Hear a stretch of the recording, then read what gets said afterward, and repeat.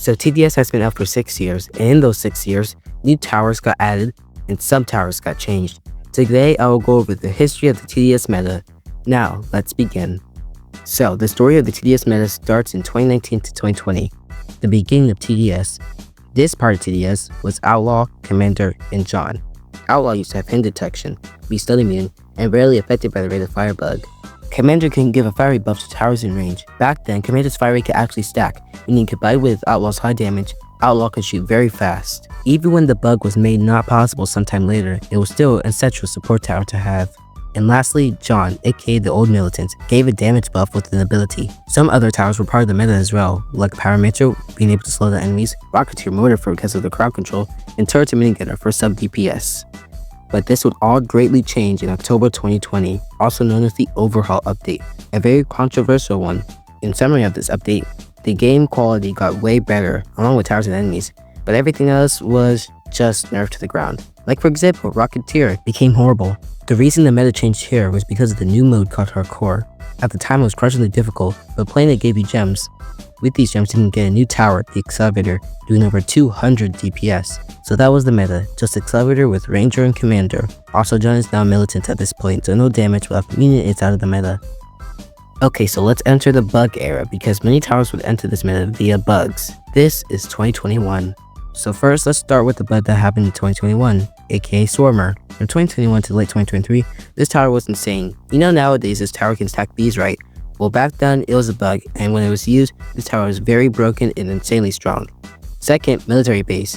When you spend all 5 military bases very fast, they would overlap each other, making the game lag. The enemies would move at a snail-like pace, but the thing is the towers would work at their normal speeds, making the game very easy. This bug was mainly used in hardcore mode, as it was still very difficult at the time. I would include the executioner tower bug glitch, but since it only occurred for one day, I won't include it as part of the meta. Before we continue though, I'm currently at 121 subs at the making of this video, and I'm trying to reach 250 by the end of the year and 1,000 by next May. So subscribe, please, it motivates me to make new content. But now let's continue with the rest of the video. Now in March 2022, the onto the update. The main part of this update was the rate of fire bug being fixed a little. This allowed towers that shoot fast to have a lot more DPS. This also allowed Golden Minigunner to be part of the meta, as it could shoot a lot faster and allow it to do a lot more damage. This update also made Accelerator a lot more stronger, being able to do up to 300 DPS. At this point in time in TDS, the game became pretty easy.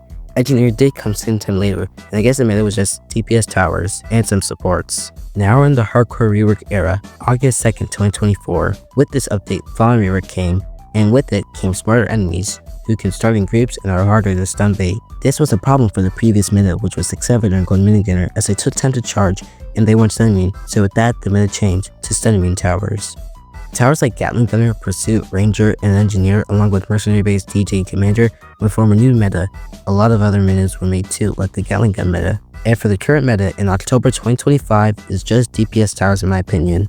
Since stuns have become a lot less horrible and Medic can make towers stun immune, just standard DPS towers work. Swarmer, Accelerator, Engineer, Golden Minigunner, Pursuit, Ranger, and towers like that work great, and also supports Mercenary Base, Commander, DJ, and the Rework Medic, although this meta could change with the upcoming Halloween event. In conclusion, the TDS meta has changed a lot, went from DPS support and sub-splash to DPS support and sub-slash. Anyways, that's the end of today's video. If you enjoyed, don't forget to like and comment and subscribe. Have a great day or night, and goodbye.